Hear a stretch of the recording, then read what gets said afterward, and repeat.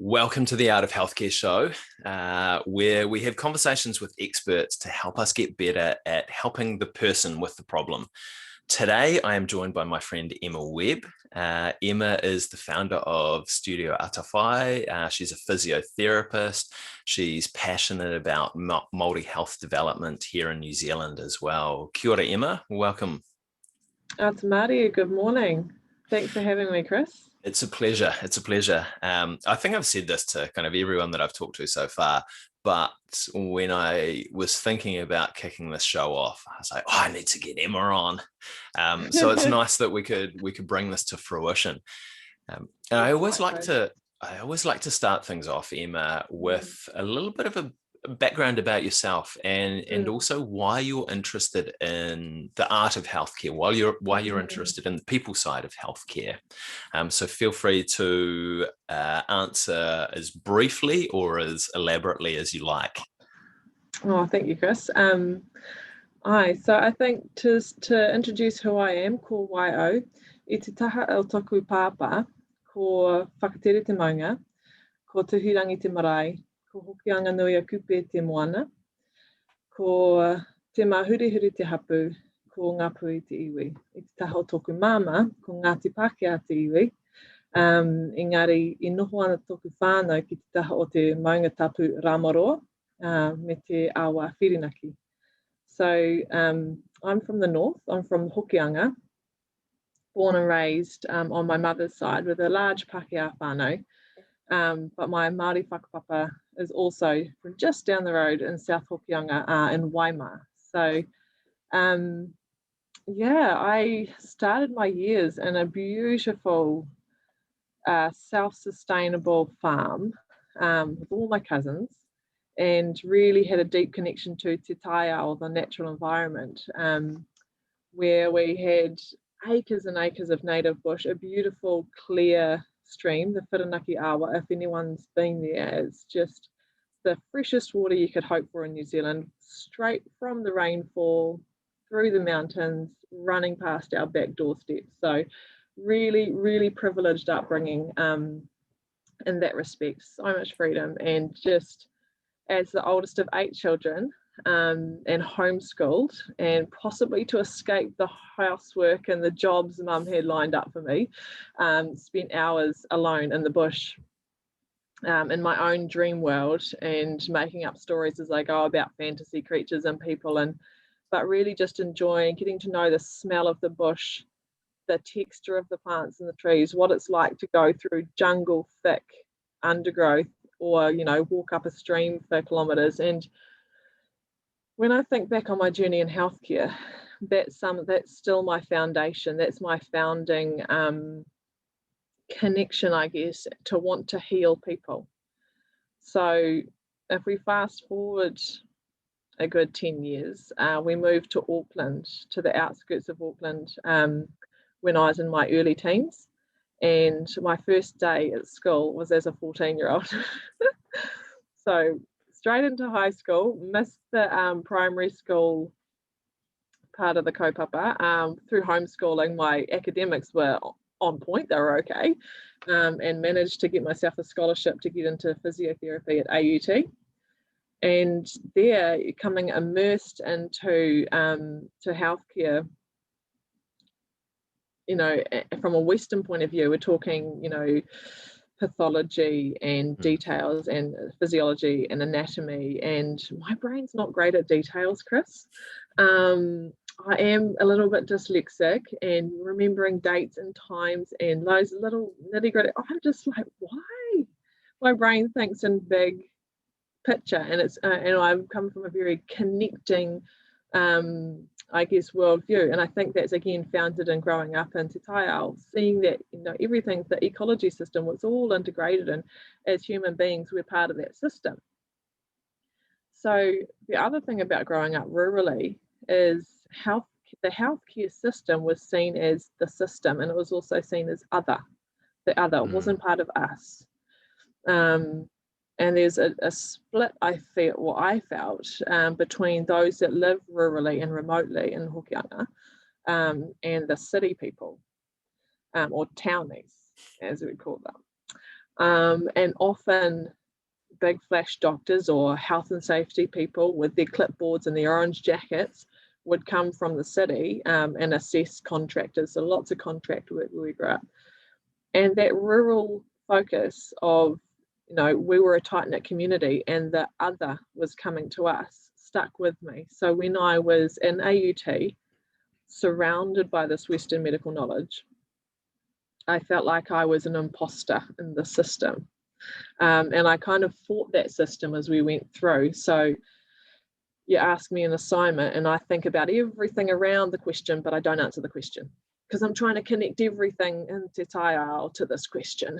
They just want to know the answer to the question. So I battled my way through physiotherapy, and as I graduated, it was through taking 3 really beautiful papers in Māori health and the determinants of healthcare that lit the fire for me for social justice, because my family also has a social justice background where they have peaceful protests and against things like climate, the influence of climate change in big corporate companies, and particularly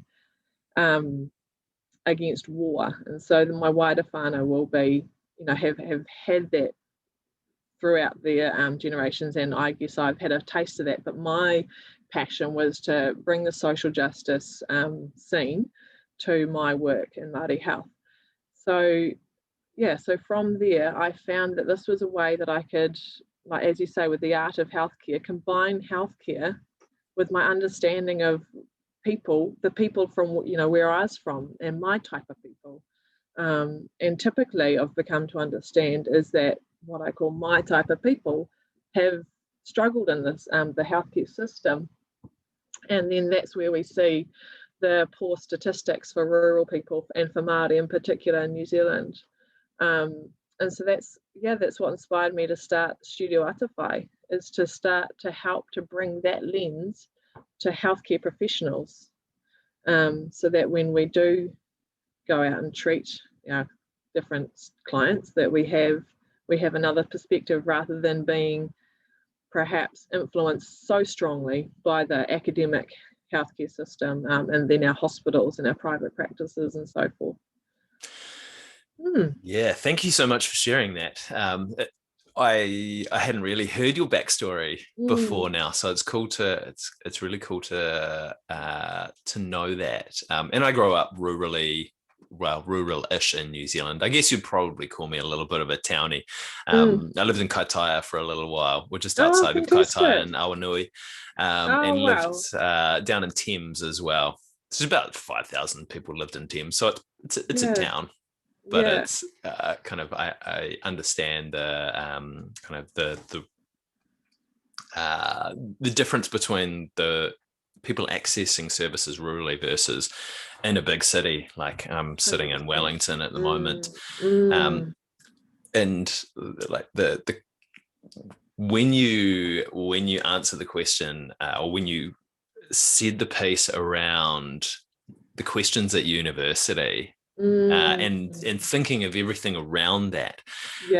Not a great technique for exams. No. But I think if extrapolate it out to a health professional is that often the most important thing, I think, is understanding the context around the question that's being asked and the problem that someone has come to see you with. Because if you fail to understand that context, then you really have no chance at answering that question effectively.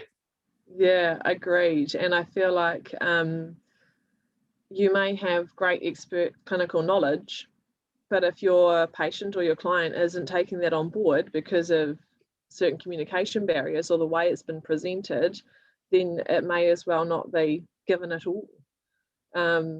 And I think because we both have worked in rehab, I mean, I can talk to rehab and certainly think if we're talking, thinking more about the surgical side of healthcare, you do need to be quite specific, and you do need to be quite anatomy and pathology focused. However, it's such a small part of the whole person's life experience. And I think with the gift that we have in rehabilitation is we get to connect with the people.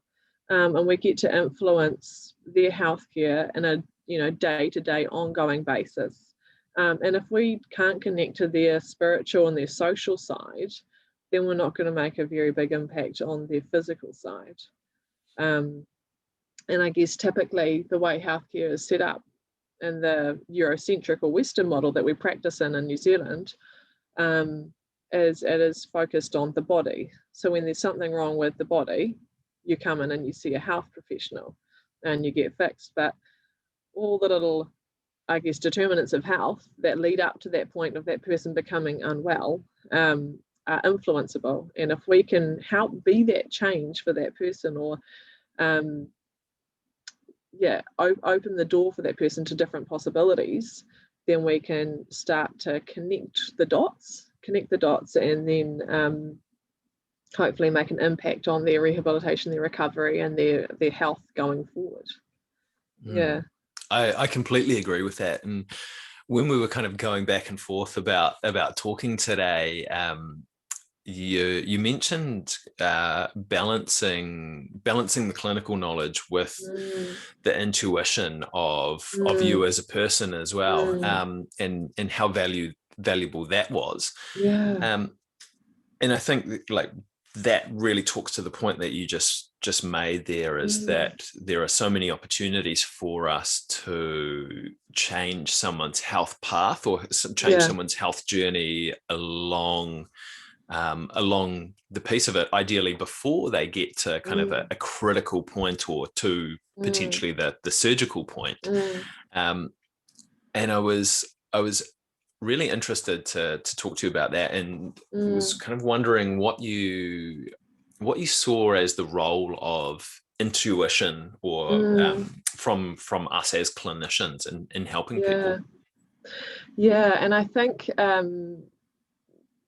like my background as a physiotherapist, we get taught musculoskeletal assessment and diagnosis. So we're really trying to drill down on what's going on here from a muscle, bone, soft tissue point of view.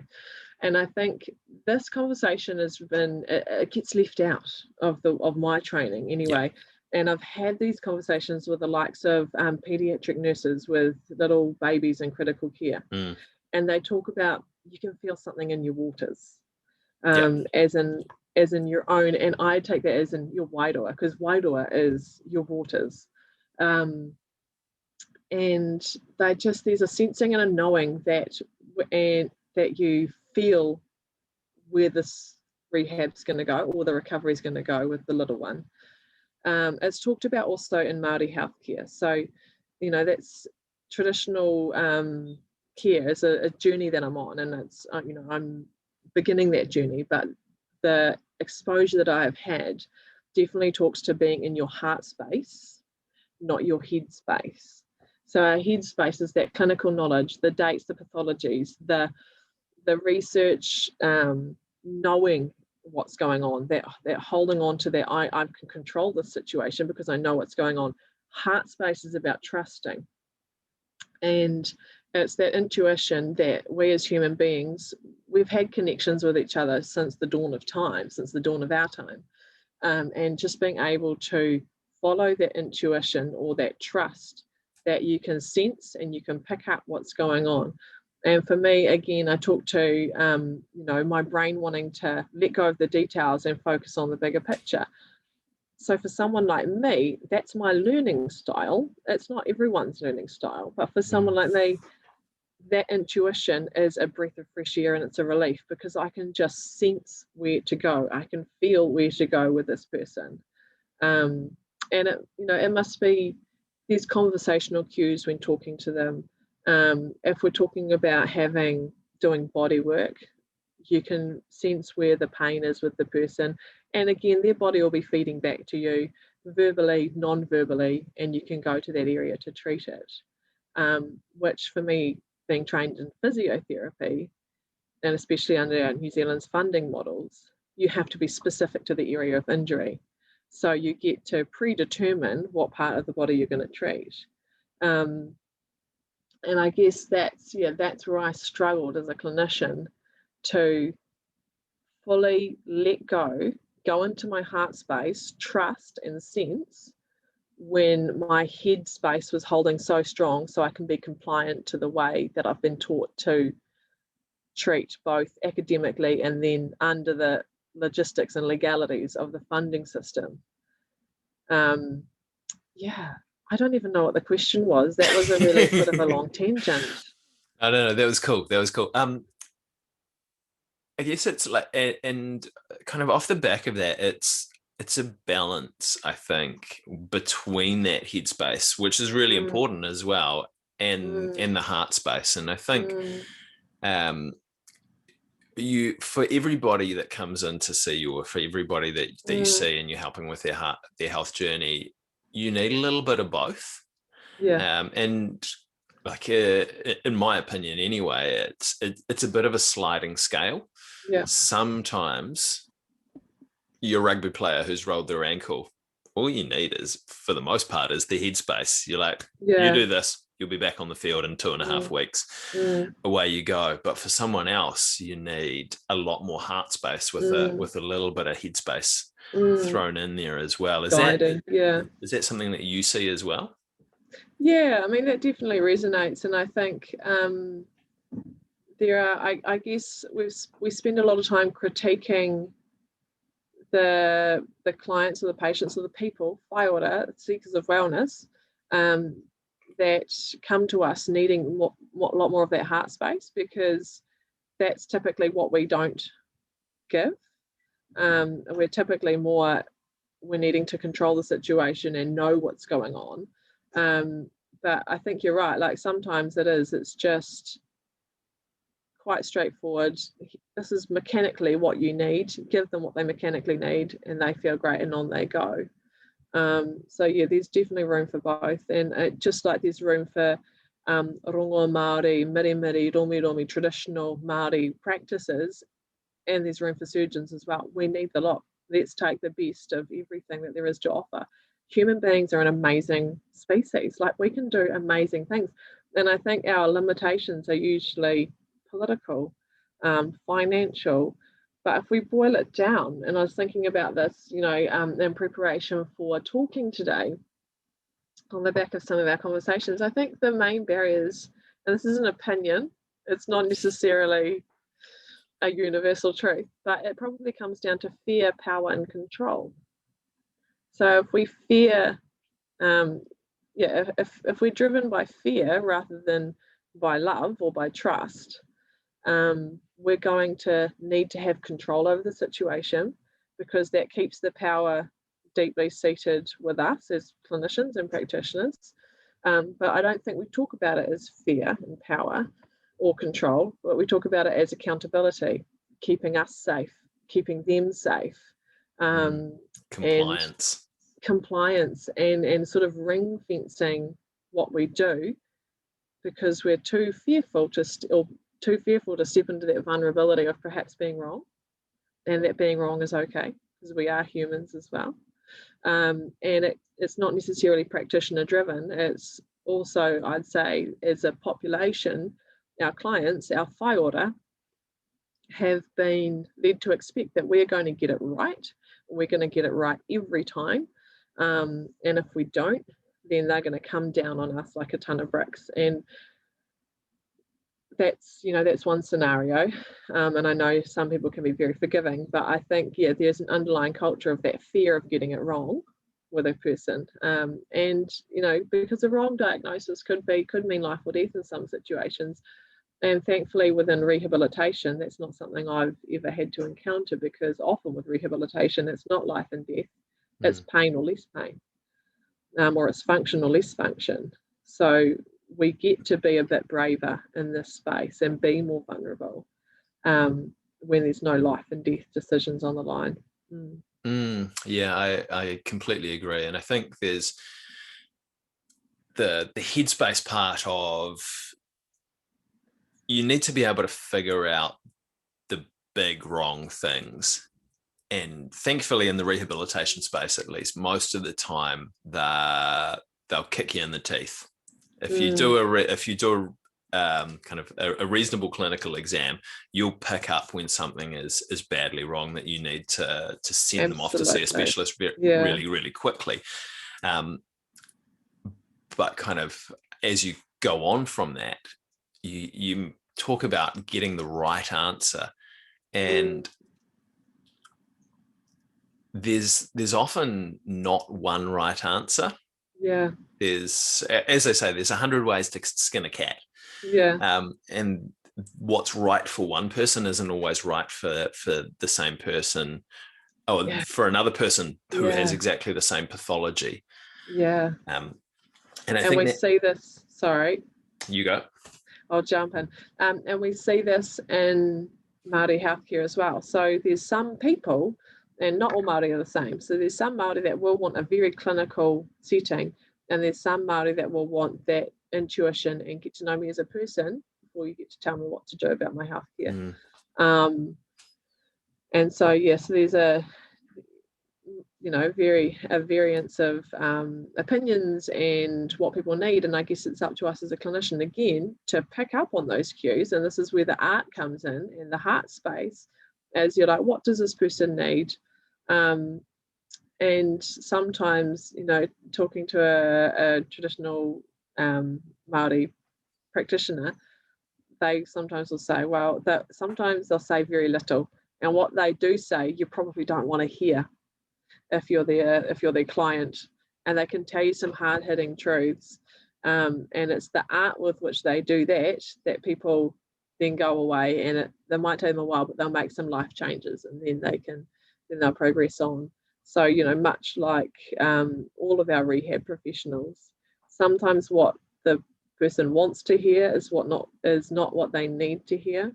So knowing when to be direct, knowing when you can deliver those sort of kick in the butt, make a change statements, and knowing when to be a bit more gentle and pull back and just ease the person into doing what they need to do to help their pain and function.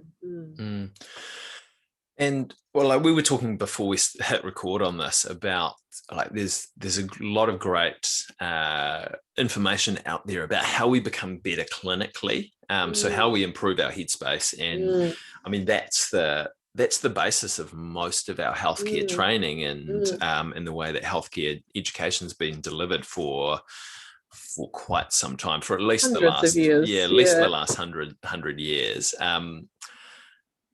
But how do we start to improve our ability to use our heart space with people? I think it starts with looking in the mirror. So it starts with self-reflection of, what are my biases? What have I been brought up to believe that's a truth? And is it the truth? And my understanding is there's multiple realities.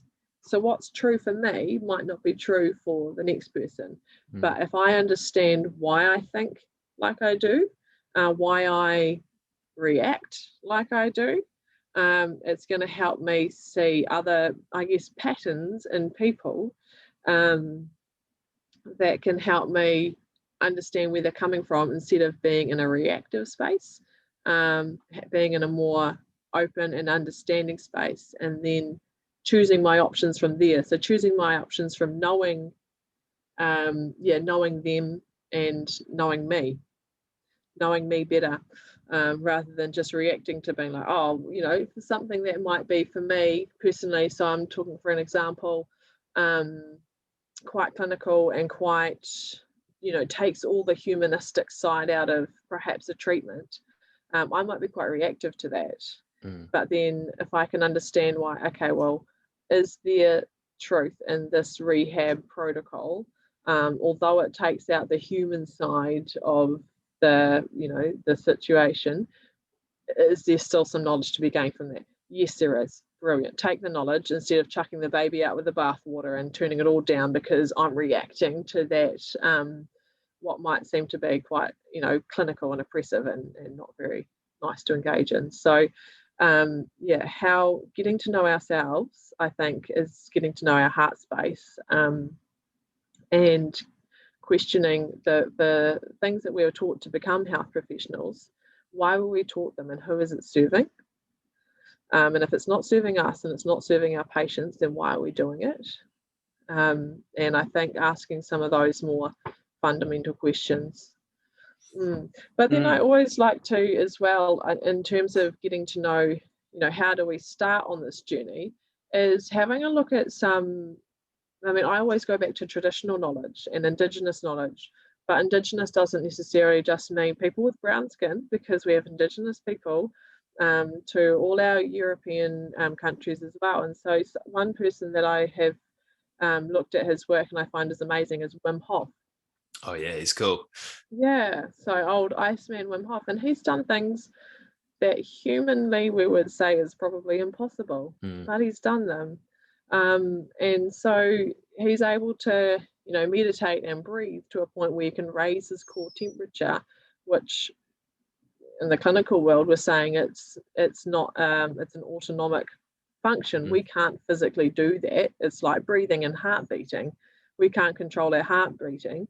Yes, we control the rate of our breathing, but when we go to sleep, we keep breathing. So it's like an automatic thing. And so that's, I feel, a whole lost or forgotten art of healthcare, is being able to really connect with yourself, not just emotionally and how do I think and learn, because again, that's getting quite headspace, but also me as a physical being, how do I connect back in? And how do I really get to know what's going on in my own body? So connecting with that breathing, being able to immerse yourself in an ice bath and come out and actually feel amazing. I can't say I've got to that stage personally yet. I haven't tried that, but I do love my warm showers. Yeah. But we're all on a journey. You just bang it on 30 seconds cold right at the end. And start there. Yeah, and I think kind of to talk back on some of the stuff that you've just been chatting about, is it's almost kind of looking for the reactions that you have, the defensiveness in yourself that start to help you identify the biases that you might have when you're presented with information that you react to, or you think, oh, that's wrong, and whether that's academic information, whether that's this podcast conversation that we're having right now that people are like, whoa, that's gross, or whether it's you reacting to a patient as well, is that something has butted up against one of your biases there, and it's causing that reaction in yourself.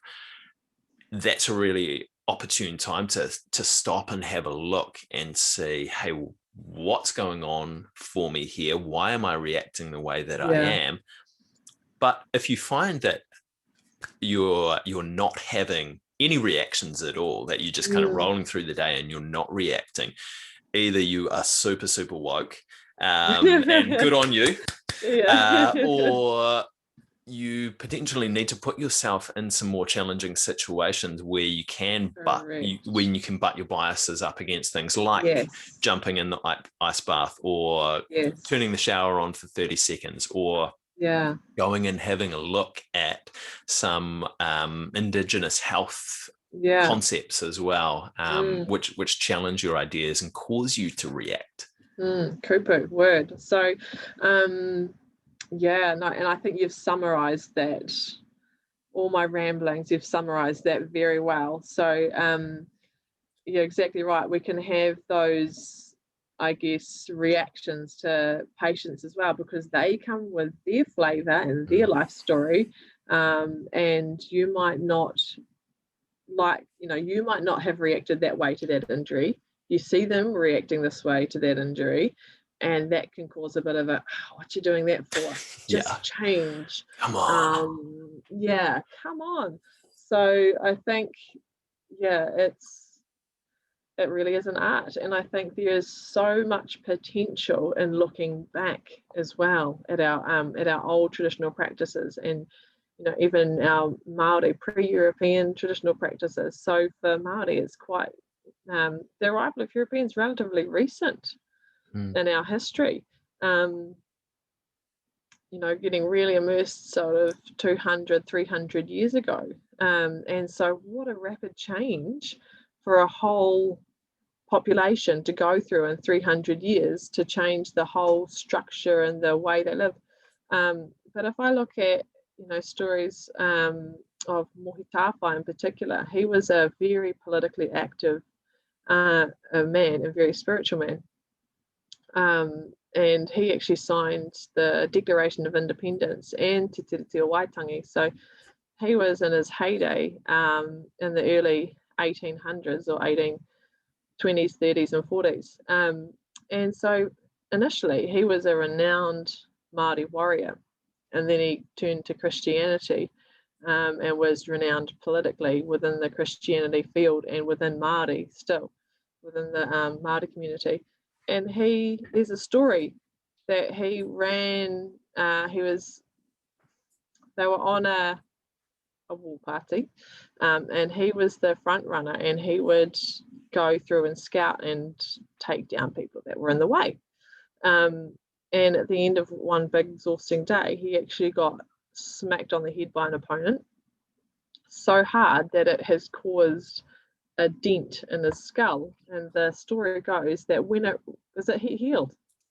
This is the thing, he healed. And so there was no access to a sterilized surgical hospital room, no stroke or brain injury rehab at that time. So he suffered this massive blow to his head, was left for dead, healed over with his own intuition or any traditional Māori practices that were involved in the time, and it doesn't say what happened, to go on to not have a brain injury, to be fully competent, to be politically active, to sign treaties, and all of natural traditional healing. So my whakaaro is, what have we forgotten? We haven't lost it, but what have we forgotten as a people about the following your intuition and connecting with Te Tai Ao? So, as I started my kōrero today, that's just connecting in with the world around you, and that's, sharing energy and knowing what plants heal and so forth, and what your body needs. So connecting really deeply, knowing what your body needs at that time. So the story goes, like, when it rained, the divot in his head was so big that it could collect water. Oh. And he survived, with no surgical intervention. Wow. Thank you for sharing that story. That's really cool. We've kind of talked about it a little bit already, but what are some of the big barriers you see from us stopping having that connection with ourselves and with others? I think we are trained, aren't we? So we go through, be it a nursing degree, occupational degree, physio degree, or other.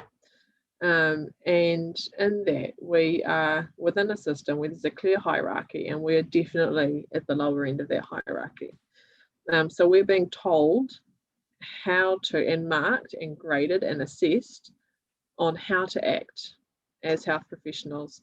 And my experience was they assess your clinical knowledge and they assess how you present yourself. And assessing how you present yourself was to the university's standard. And the university's idea about what a good interaction between two people, healthcare and whaiora or patient, and so you're being assessed on every facet of how you interact and what you know. And then you get out of your healthcare degree, and again, you're the junior. And so you theoretically, know the least in the room. And you're monitored by someone, and you continue to be supervised by someone. And so I'm saying this sort of in an objective way, and it might come across as quite oppressive, but of course there is helpful measures in all of that, and so they're helping us to learn. But again, whose system and for whose benefit?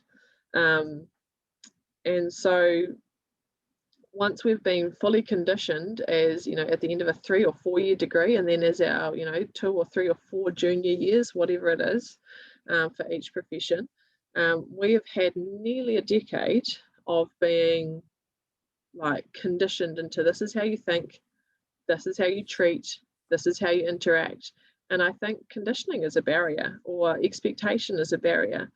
And so I don't see that there's much room for exploring, for being vulnerable, for putting yourself out there, for sharing ideas, for new concepts, for creativity. So, and I'm speaking from my lens or my bias as a physiotherapist. And if you're a social worker, it might look slightly different. Again, occupational therapist, it might look slightly different. But yeah, I think it comes back down to the fear of getting it wrong, the fear of making a mistake and having a claim against you as a practitioner, the fear of missing something big, like, we're here to treat a musculoskeletal issue or a pain issue, and what if we miss something that is life-threatening, like cancer? And then also, we're all insured, we've all got insurance cover as healthcare professionals. We pretty much can't operate without it. And so we need to be compliant to have the cover. And so there's all these layers through both the healthcare system, the institution of healthcare, and the institution of the educational system that tell us how to think and how to be. So I think that's the biggest barrier to start with. And I think that as you said, it serves a certain population. It serves kind of that way of operating does serve a range of people reasonably well from a patient perspective and from a practitioner perspective. But also it misses some, and like you just need to look at the health statistics here in New Zealand to see areas that it does miss. But I think one thing that they don't talk about as well is that kind of operating that way, what does it do to us as health practitioners as well? If you don't have that space to be creative and explore, I think, like just speaking from the physiotherapy profession, there's a really high rate of people leaving the profession before 7 years are up. I think not exact sure of the numbers, but it's something like 50% of people leave before 7 years. And just the statistics around burnout in the medical profession as well, which is partially due to kind of the system that we operate within. And I'm going to ask you a question and put you on the spot here, and don't feel worried about getting it wrong. But how do we start to work around some of these barriers to deliver services that are helpful for an individual rather than the bulk of the population, and also to kind of that are helpful for us as practitioners? I think we take the power back. So I think as individual practitioners, clinicians, we get together and we wānanga and we set the terms. So I think we get so busy and we see so many people and we hear about all these bad statistics, and we can almost feel like we're on a hamster wheel and we're just going. So this is a big picture view. This is a bit of an ideological view, but we wānanga. How do we learn best is when we share ideas. We're all becoming experts in our field, and those that are new to the field have got a beautiful, different, new lens to offer.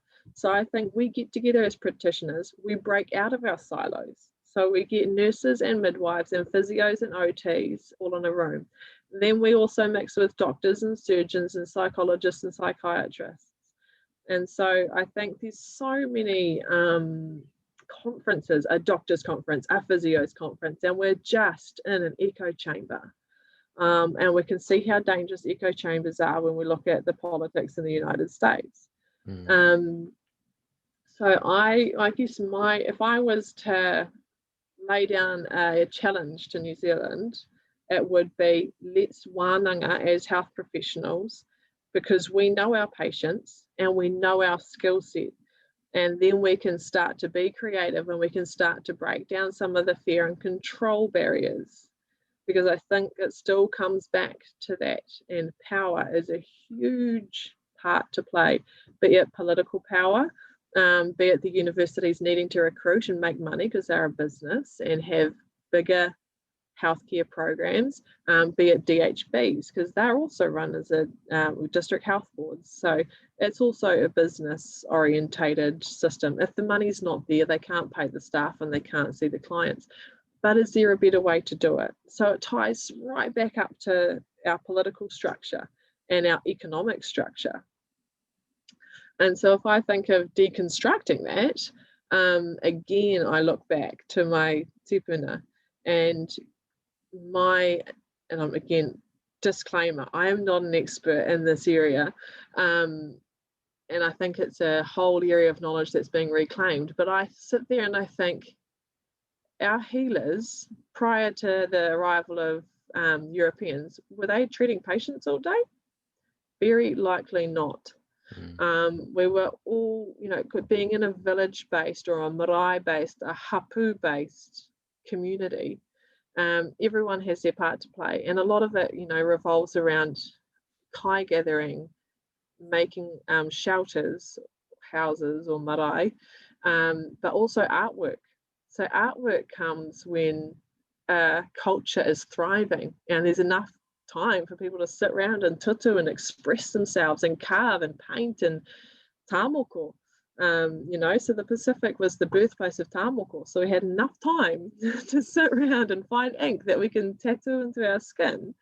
So no, I don't think our healthcare providers back in the day, as they say, were seeing patients all day and burning out. So they were being able to create and express in wānanga and stay up talking and follow the moon and understand the stars. And I think we miss that in our approach to healthcare today.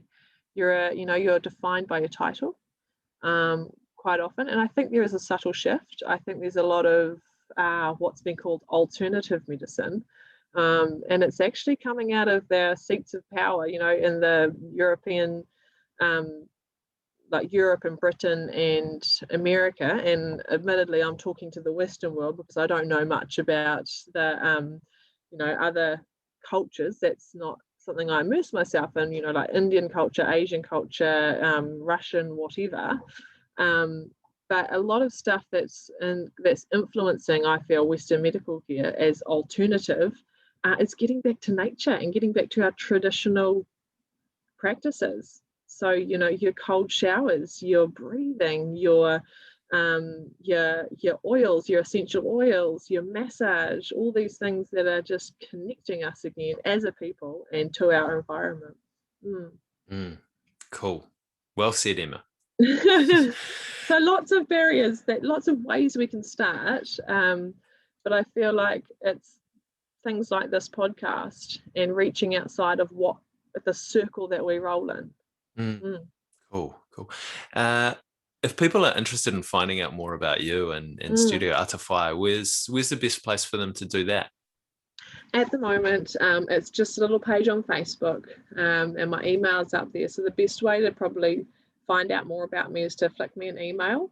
So emma@studioatawhai.co.nz, or to have a little search on the Facebook page. And my phone number's on there too. So I'm really open to conversations. Can't promise I'll pick the phone up every time, but you can always leave a message and I'll get back to you. Yeah, kids get in the way of that sometimes. Yeah, I could pick it up, but you're going to have a child screaming at you. Awesome. Emma, thank you so much for joining me today. Thanks so much, Chris. It's been an amazing experience, my first podcast. So thank you. Nice. I'm sure I'll see you further on in this journey. Yeah. And Emma, just last question for our community as well. Do you have any questions that people should ask themselves to really start challenging their beliefs and challenging their biases and challenging the way that they do things? Oh, that's a good question. I think it would be asking why. Why do I choose to do the thing? Be it, in your daily life, like why do I aspire to, I don't know, have a house, to go on a holiday? What does that say about me? Why did I choose physiotherapy or nursing or psychology, whatever it is. So I think it's just asking why, and then you can drill down that. So why, the 5 whys process. And that's to anything where you feel uncomfortable, because where you feel uncomfortable, you will start to grow and stretch. And so I think that's a little flag or a tohu for us. When you're feeling uncomfortable, ask why. That would probably be my challenge. Beautiful. All right.